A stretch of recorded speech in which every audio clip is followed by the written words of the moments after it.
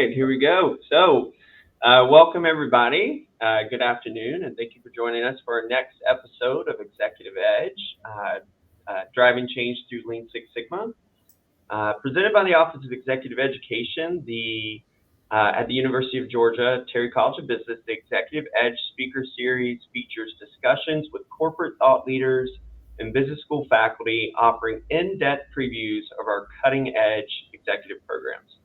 My name is Jason Parrish. I'm the Associate Director of Learning Solutions for the Terry Executive Education Center in Atlanta. And I'm going to be your host for today and for the continuation of this series right here on LinkedIn Live on select Wednesdays at noon.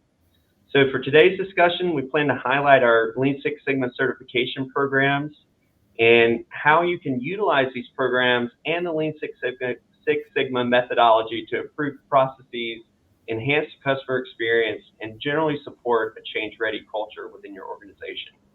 So joining me today as our presenters are two Terry College of Business faculty and Lean Six Sigma program instructors, Dr. P Addison and Dr. Troy Montgomery.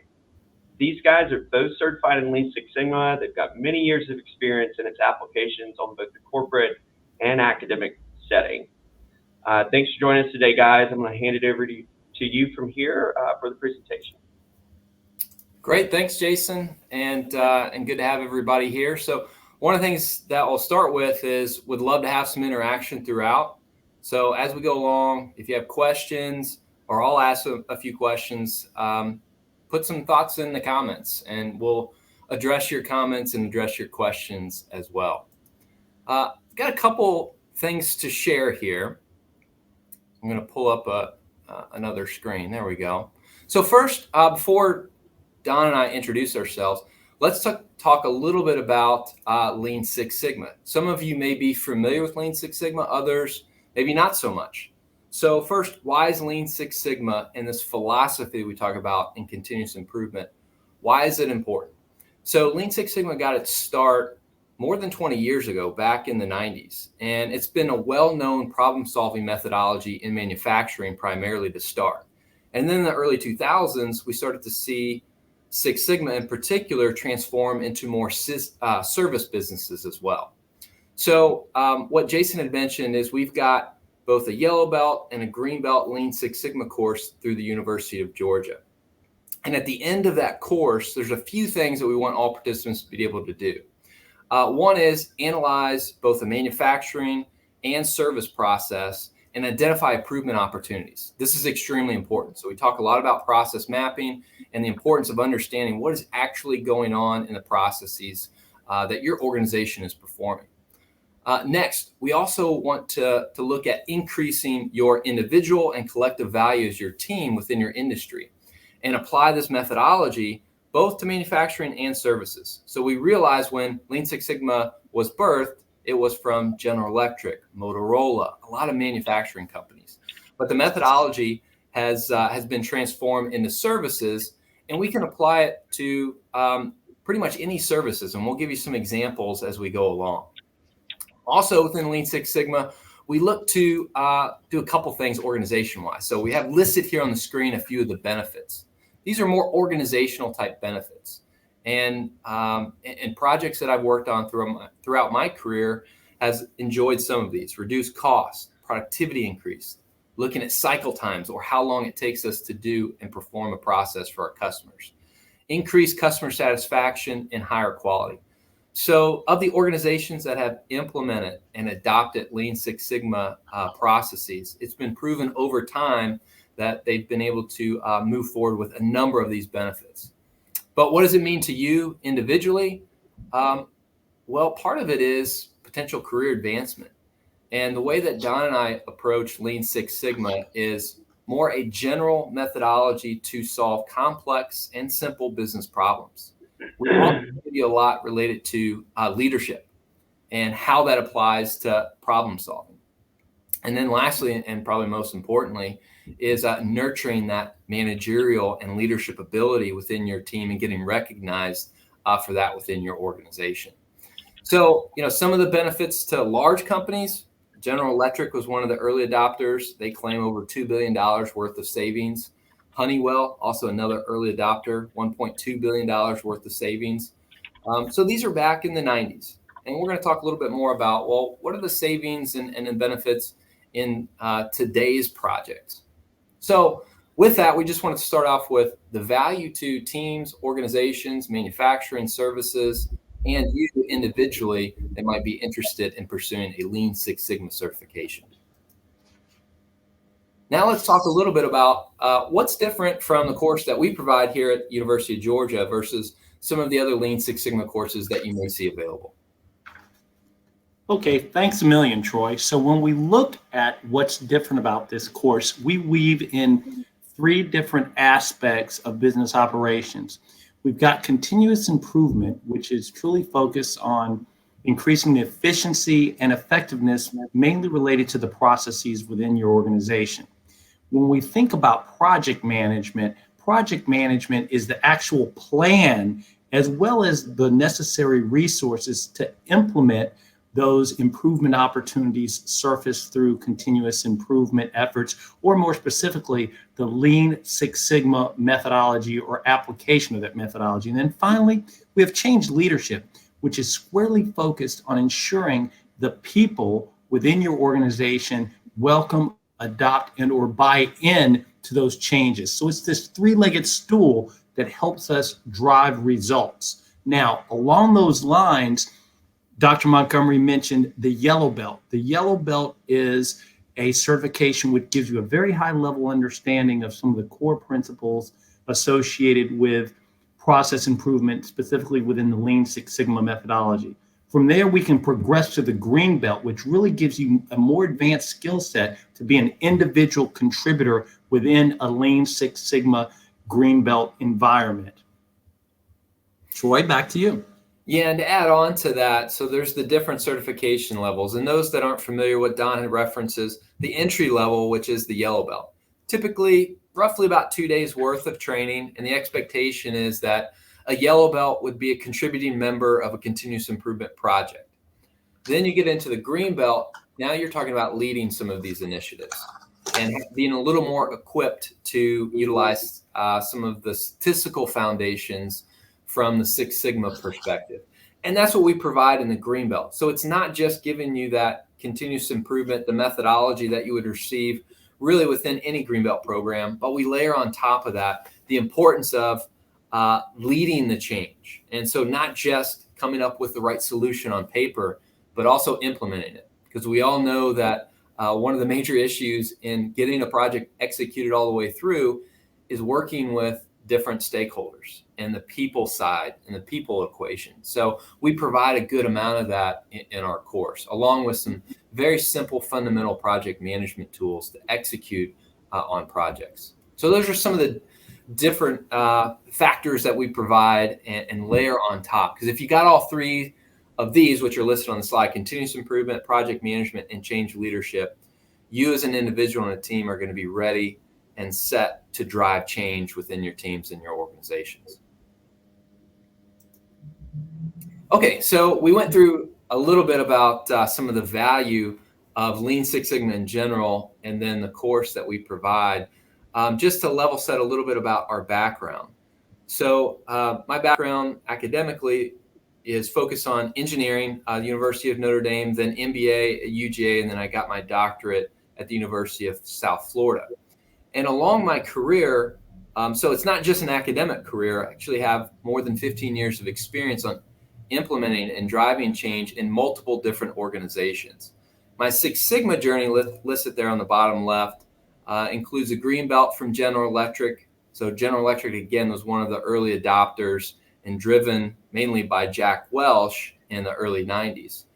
So I received my green belt as well as a good amount of lean training at General Electric. And then later, my black belt at Bank of America. And I've applied this stuff in manufacturing and appliances and lighting at General Electric, financial services at Bank of America, and then went to an external consulting firm where we advised Fortune 500 companies on strategy execution, utilizing a lot of the fundamentals from Lean Six Sigma. And then last but not least, also applied this stuff at a health and wellness organization, Humana.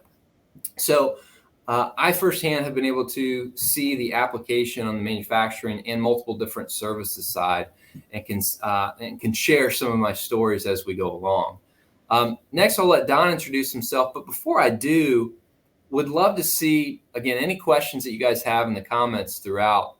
But then also, especially those that maybe aren't familiar with Lean Six Sigma, there's some common perceptions that are out there. And so we'd love to hear, either positive or negative, what are your perceptions of Lean Six Sigma? And then I'd be happy to comment on some of those as we go along. So my background listed here. I also, not only do we bring the academic side, but we also bring the practitioner side to our courses. So with that, I'll let Don introduce himself as well. Thanks, Troy. Going along with the theme of having both academic experience and practitioner experience, I too worked for Bank of America for several years, and after retiring in 2018, I joined the faculty here at UGA. Now, from 1985 to 2018, I planned or led scores of projects ranging from coding and implementation of an inventory management program to shifting a company's operating model from product specific to geographic. Now, specific to Six Sigma, I worked in a Six Sigma company, that being Bank of America. It's over a decade ago where Troy and I initiated our relationships, and we've been business partners ever since then. So both of us worked for Bank of America, and Bank of America was one of the first global financial services institutions to implement Six Sigma. And that's where I underwent black belt training. So not only did I have exposure to the Six Sigma methodology in quote unquote the real world, but I was also part of it being rolled out across a global organization. Related to change management, which is something we talked about earlier, I received several certifications over the last 15 or so years and have designed and delivered multiple graduate level courses related to change management over the past 10 years. Related to leadership, I've held several senior level leadership roles in industry for at least the last 30 years, where I concluded my career as a practitioner at the senior vice president level, where I provided strategic counsel to a division which included over 20,000 employees around the globe. And as Troy had mentioned before, he has a doctorate. My doctorate is in management. My master's degree is also in management as well. And both those bodies of academic work included a solid focus on continuous improvement, project management, and change management. Troy? Yeah, one of the unique things about having two instructors in this course is we come at problem solving from very different angles. So me with the background in engineering, I'm looking more at the numbers and trying to come up with the right solution, right, in our spreadsheets and using models. And Don comes at it from a very different angle. And this is where his experience at Bank of America comes into play. He's really looking at the people side of things. How do we get change adopted within an organization? And quite oftentimes, that's one of the most difficult things to overcome. So that's one of the major differentiators and kind of value add within our course is having Don kind of lay over that leadership and the people side of change. Okay, so let's take a moment and talk a little bit more in depth. Well, what is Lean? What is Six Sigma? And then what do they look like together? So first, let's talk about Lean. Lean originally comes from Toyota and the Toyota production system. There were a number of books written in the late 80s, early 90s, which was focused on how Toyota goes about continuous improvement. And that later became what was known as Lean. Lean is very simple and very visual techniques to help eliminate waste. And if I could simplify it, that's the way I would say it, is Lean is all about eliminating waste. The one thing that I really like about Lean is the techniques are so simple. While there is some statistics involved, it's not nearly as heavy in statistics as Six Sigma is. So we're focused on understanding what our processes look like, and then we come up with different categories of waste and we identify those in our process. And then at the end of the day, we're just trying to simplify things. And I think you guys can all relate that within organizations, oftentimes when we look at our current state, they're overcomplicated. We see resources that are overworked. We see limited resources. So eliminating waste can help free up those resources. We also see lean come in when we have bottlenecks or constraints within our system. So very powerful to apply the approach in those examples. Where I personally have seen lean to be successful on the manufacturing side, we were manufacturing light bulbs, one of the roles when I was working there. And we would change over from one type to another in the manufacturing line. And when we did that, it cost us about 45 minutes worth of downtime. So how can we eliminate or at least significantly reduce that downtime where we're not producing anything for 45 minutes? We used some of the lean concepts to significantly reduce that and produce more light bulbs in the same amount of time. On the services side of things, I mentioned I worked at Humana. Healthcare, attempting to eliminate unnecessary steps in insurance billing disputes. If you've ever disputed maybe a claim that the insurance did not pay out, you know that it's not the best experience, most likely. It takes a significant amount of time, a number of weeks, when in reality, it could take a number of hours. So we were working at Humana to try to reduce that as much as possible. So Six Sigma. So Six Sigma is a little bit different. Again, a little heavier on the statistics and a maniacal focus on eliminating defects and minimizing variation within our systems. So we get a lot more in depth there when we talk about defects and variation and some of the statistical methods. In the green belt, we give you enough to be dangerous. And then if you progress and continue into a black belt, you get more of the statistical side of things. But from our green belt perspective, we want to make sure that you're equipped with the fundamental statistics, but we also want you to understand, well, what do you do with the output? How does that help you with your decision-making within your teams and organizations? And some instances where I've seen Six Sigma in particular be successful, back to Humana and Medicare billing rejections. So in Six Sigma, we talk about defects. How do we eliminate those? Payroll processing errors for biweekly employees. There's multiple consulting engagements where I worked on to eliminate those. We also look at risks. And in banking, financial services, we talk about a lot about the risk of loans for commercial clients. And there was a significant amount of risk-weighted assets that we had at Bank of America. We used some Six Sigma methodologies to help reduce those. Now, what we've seen over time is that it's been extremely beneficial to bring these two methodologies together. They're both focused on incrementally improving our processes, and they're both focused on utilizing people that are closest to our customers, closest to our processes to get ideas for those continuous improvements. Lastly, we talk about project execution. There's a very specific formula in Six Sigma. It's called Define, Measure, Analyze, Improve, Control, or DMAIC. We go through this in more depth in the course itself, but it's a prescribed way to solve business problems. And at the beginning, we focus on what is the true business problem so that we can utilize our resources on the right things at the right time, the things that customers are most concerned with. So there's a lot of tools and a lot of just problem-solving methodologies that you learn going through the Lean Six Sigma process. But we provide more than that. So I'll let Don go through a few of the other aspects that we cover in our course. Thank you, Troy. One of the things that Troy really talked about was the fact through his examples is that change is a result of going through the DMAIC phases. And when that happens, that actually results in people having to alter their behaviors. So change management is critical when it comes to successfully implementing the findings from Lean Six Sigma. When we talk about change leadership, what that basically is leading people from the current state to some alternative future state. And people are the key.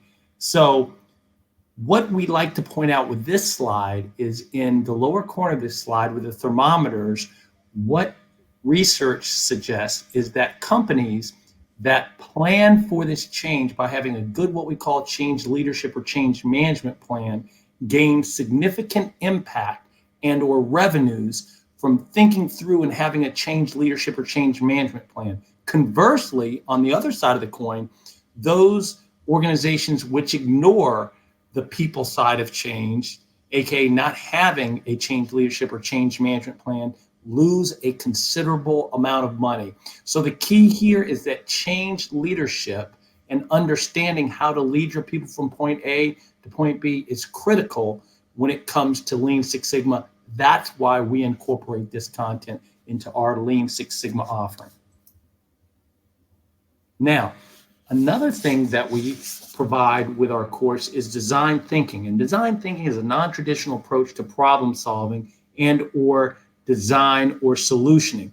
Now, it can work very rapidly, meaning that as a design thinking practitioner, what you want to do is you want to gain the perspective of the customer, the person who's in the process. And in so doing, it's very collaborative. So you have your engineers or your process design folks really adopting the perspective of the customer as opposed to just being engineers insulated in an echo chamber. Along those lines, you gain very rich, very differentiated insights, which help you not only accelerate the design or the solutioning, but also provide a more comprehensive, more user-friendly solution or outcome. Whether it's a matter of using some principles from design thinking in the brainstorming phase, or whether it's incorporating it in other phases of Lean Six Sigma, we've taken the time to really look at ways we can effectively incorporate best practices of design thinking into your Lean Six Sigma journey here within our course. Troy? Yeah, one of the perceptions of Lean Six Sigma that I've heard is Lean Six Sigma stifles innovation. It doesn't have to. And that's part of the reason that we provide this design thinking. As you get into the problem-solving methodology, yes, we want to make sure we're solving the right problem. Once we identify the problem, we can utilize some of these innovative techniques to come up with the right solution.